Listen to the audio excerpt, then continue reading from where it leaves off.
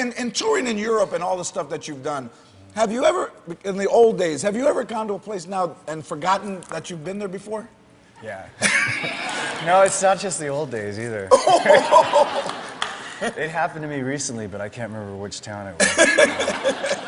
I love that. It happens because you get on a roll and you don't really pay attention to where you're going all that much. You looked at the itinerary before you left, and then they just set you off running, and you just go. Yeah. And you don't really think too much about where you're at, for the most part. When you were in Australia, you remember being there?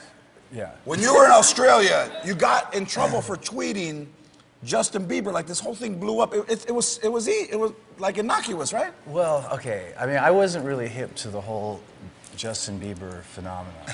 Right? So we're flying. No, I mean, Hey. at the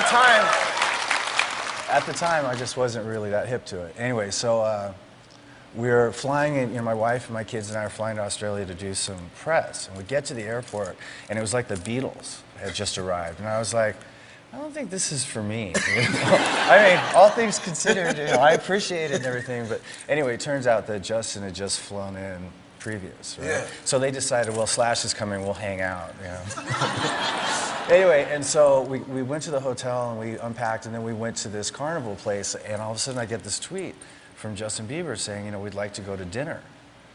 And I was like, and I mean, I've heard of him, but I just didn't. And then within 15 minutes, like 200,000 kids started tweeting me. And it blew out my phone. So it took the battery out. It killed your battery. And so you got to, for me, I'm just going, what the hell's happening here? And did you tweet him back? Well, so later on that day, my wife and I were walking around, and we were getting bombarded on the street by girls asking where we were going to be going to dinner and stuff. And then so at some point, I wasn't really looking forward to going to dinner and doing that whole thing. So we said, how about the missus and I take you to a titty bar? And then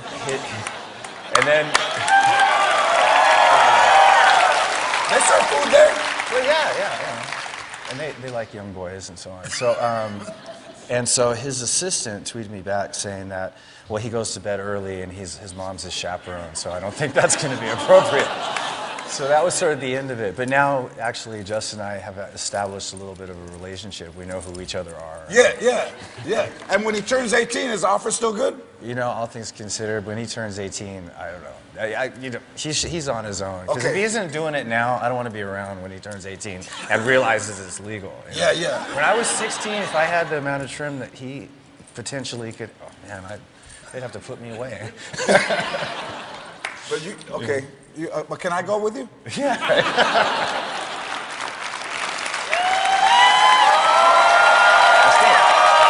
So I love this. I read that you're starting your own production company to do movies. I am starting my own production. It's a horror movie company. How good is that?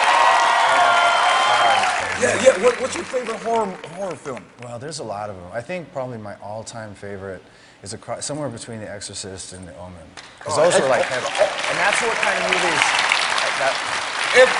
If I bring you a script, will you do a movie about the chupacabra? Yeah, it's got to be a good script. All right, it's got to be a good script.